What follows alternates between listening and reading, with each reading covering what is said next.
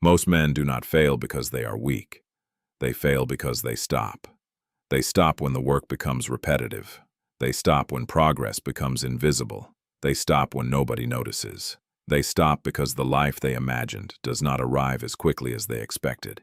And eventually they convince themselves that quitting is wisdom. They say, maybe this path isn't for me. Maybe I'm not talented enough. Maybe I started too late. Maybe someone else is simply better. But often, the truth is much simpler. They quit before the process had time to change them. The world celebrates results. It celebrates the successful man after he has built something. It celebrates the athlete after he has won. It celebrates the leader after history has remembered his name. But almost nobody sees the years when there was no applause, the lonely mornings, the repeated failures, the doubt, the uncertainty, the moments when continuing made no sense. That is where the relentless mind is built. Not in comfort, not in motivation, not in moments when everything is going well. It is built when the mind says, "This is difficult," and you answer, "Continue," because strength is not always dramatic. Sometimes strength is waking up and doing the same difficult thing again. Sometimes strength is working while nobody believes in you. Sometimes strength is refusing to abandon a goal simply because the reward has not appeared yet. The relentless man is not someone who never feels tired. He is not someone who never doubts himself. He is not someone who never wants to quit. He is the man who understands that feelings are temporary, but consequences can last for years.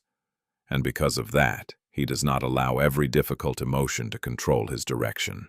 He continues, not blindly, not recklessly, but deliberately, because he knows something most people forget. The moment you want to quit is often not the moment you should quit. It may be the moment you are closest to becoming someone stronger. Think about how many people begin with energy. They start training, they start a business, they begin studying, they create a channel. They promise themselves that this time will be different. For a few days they are motivated. For a few weeks they feel powerful. Then reality arrives. The results are slow. The work becomes ordinary. The excitement disappears. And suddenly the goal no longer feels inspiring. This is where most people leave. They mistake the end of excitement for the end of possibility. But motivation was never supposed to carry you forever. Motivation starts the journey. Discipline carries you when motivation disappears. And persistence keeps you moving when discipline becomes difficult. A man who depends entirely on motivation will become inconsistent. Because motivation changes with sleep, with stress, with money, with rejection, with mood.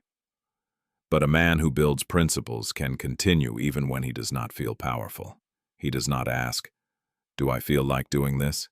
He asks, "What must be done?" That question changes everything, because your feelings may influence your experience, but they do not have to control your actions. The ancient Stoics understood this. They knew that life would not always be fair. They knew that plans would fail. They knew that people would disappoint you. They knew that hardship was unavoidable. But they believed that a person still possessed one powerful freedom: the ability to choose a response. You may not control the obstacle, but you can control whether the obstacle becomes an excuse. You may not control how quickly success arrives, but you can control whether you continue improving. You may not control what happened in the past, but you can control what you build next. This is not about pretending pain does not exist. It is about refusing to surrender your entire future to one difficult moment. Marcus Aurelius ruled an empire while facing war, disease, betrayal, and personal loss. Yet he repeatedly reminded himself that the mind could remain disciplined even when the world was chaotic. His strength was not that life became easy. His strength was that he continued carrying responsibility when life became difficult. That is the difference. The relentless mind does not wait for perfect conditions. It learns to act inside imperfect conditions. Look at any meaningful achievement. Behind it, You will usually find a period when progress was invisible. The body changes after months of training, not one workout. Knowledge develops after hundreds of hours of study, not one lesson. A business grows through repeated effort, not one good idea.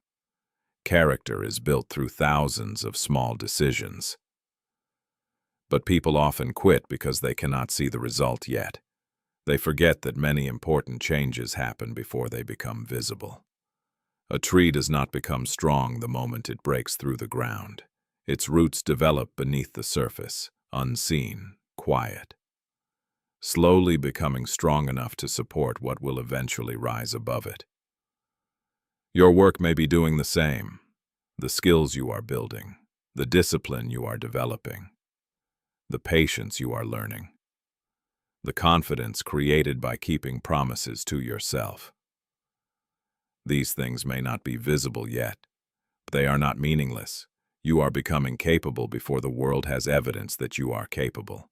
And if you quit too early, you may never discover what those years were preparing you for. Most men do not quit because the goal is impossible. They quit because they expected the journey to feel different.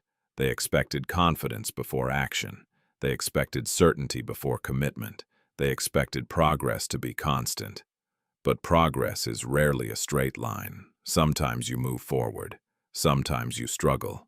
Sometimes you feel lost. Sometimes you repeat the same lesson.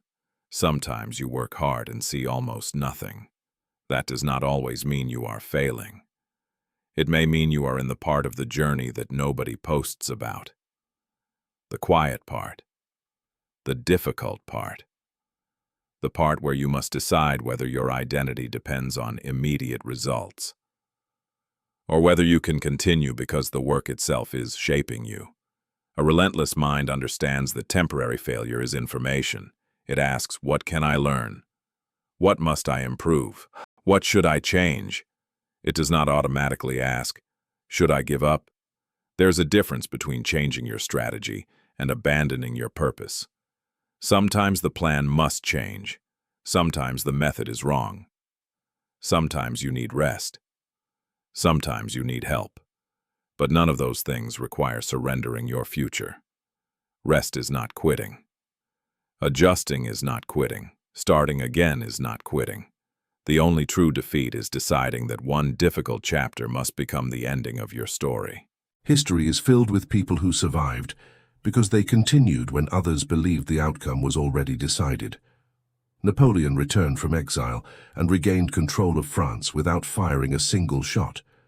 Not because the path was easy, but because reputation, confidence, and years of achievement had created loyalty that still remained. Alfred the Great lost much of his kingdom. He was forced into hiding. For a time it appeared that everything was over, but he rebuilt, he reorganized, he returned, and his struggle helped shape the future of England. These men were not remembered because they never faced defeat. They were remembered because defeat did not become their identity. They adapted, they endured, they continued, and that is the lesson. Your current position is not necessarily your final position. The man you are today is not necessarily the man you will be in 5 years. But change requires time, and time only helps the person who remains committed long enough to grow. There is another reason people quit too early. They compare their beginning to someone else's middle. They see another man's success, his money, his body, his confidence, his career, his audience, and they assume that he arrived there naturally. They do not see the years of uncertainty. They do not see the failed attempts. They do not see the sacrifices. They only see the result. Comparison creates impatience, and impatience creates the illusion that you are behind. But your life is not a race against every person you see. Your responsibility is to become stronger than you were, to learn more than you knew, to build more discipline than you had yesterday. The relentless mind does not waste its energy asking, why is he ahead? It asks, what can I do today? Because today is where your power exists. Not in the past, not in imagined futures, not in the lives of other people. Today. One decision. 1 hour, one difficult task, one promise kept. That is how a life changes. Not through one perfect moment, but through repeated acts of responsibility. There will be days when you feel behind, days when you doubt the goal, days when the work feels pointless. On those days, do not demand that yourself feel unstoppable. You are not required to feel powerful every day. You are required to remain responsible.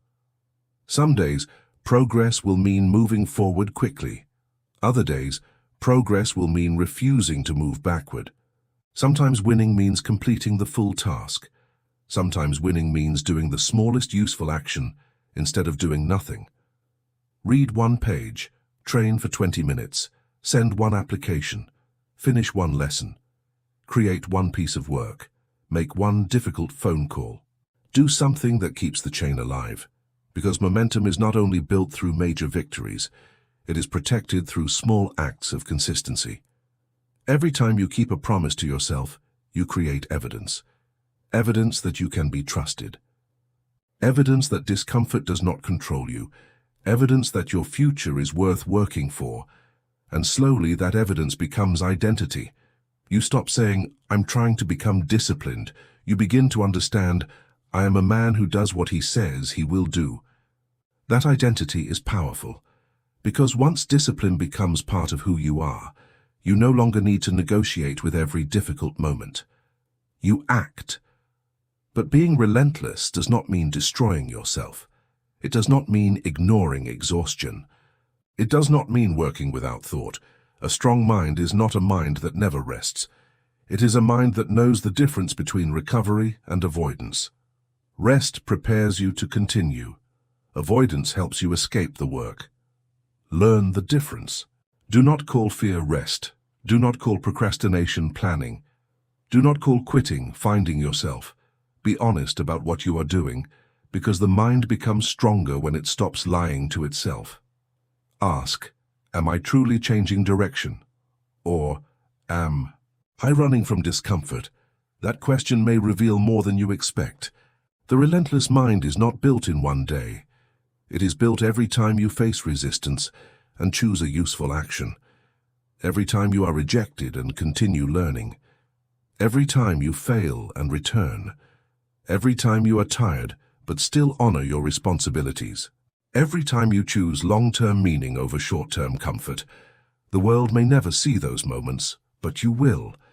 And eventually those private decisions become visible through your character. People will call you disciplined. They will call you confident. They will call you successful. But they may never understand how many times you nearly stopped. How many times you doubted yourself. How many times you had to rebuild your momentum. They will see the result, but you will remember the process. So when the road becomes difficult, do not immediately ask, "Is this a sign that I should quit?" Ask, "Is this the price of becoming stronger?" When progress is slow, do not assume nothing is happening. When nobody supports you, do not assume your work has no value. When you fail, do not assume you are finished. And when your mind tells you, "This is too difficult," answer, "Then I will become more capable." Because the goal is not to avoid every obstacle. The goal is to become the kind of person who can face them. The goal is not to feel fearless. The goal is to act with courage while fear is present. The goal is not to guarantee success. The goal is to become someone who cannot be easily defeated by discomfort. That is the relentless mind, not endless anger, not empty motivation, not pretending that pain does not exist. It is calm persistence. It is responsibility. It is discipline when nobody is watching. It is the decision to continue when the result is still invisible. And one day, you may look back at the moment you almost quit. You may realize that it was not the end. It was the point where you had to decide who you were going to become. So continue. Learn, adapt. Rest when necessary. Change the strategy when necessary. But do not abandon your purpose simply because the journey became difficult. Most men quit too early, not because they are incapable, but because they underestimate what time, discipline, and repeated effort can create. Do not let one difficult season convince you that your future is impossible. Your story is still being written, and the next chapter depends on what you choose to do now. Build the mind that continues. Build the discipline that survives discomfort. Build the character that does not collapse when motivation disappears, because the man who keeps moving, even slowly, will eventually travel farther than the man who waits for the perfect moment. The relentless mind does not ask for an easy path. It becomes strong enough to walk the difficult one, and when the world asks, "Why didn't you quit?" your answer will be simple: because I was not finished. History rewards strategy. If this made you think, subscribe for more.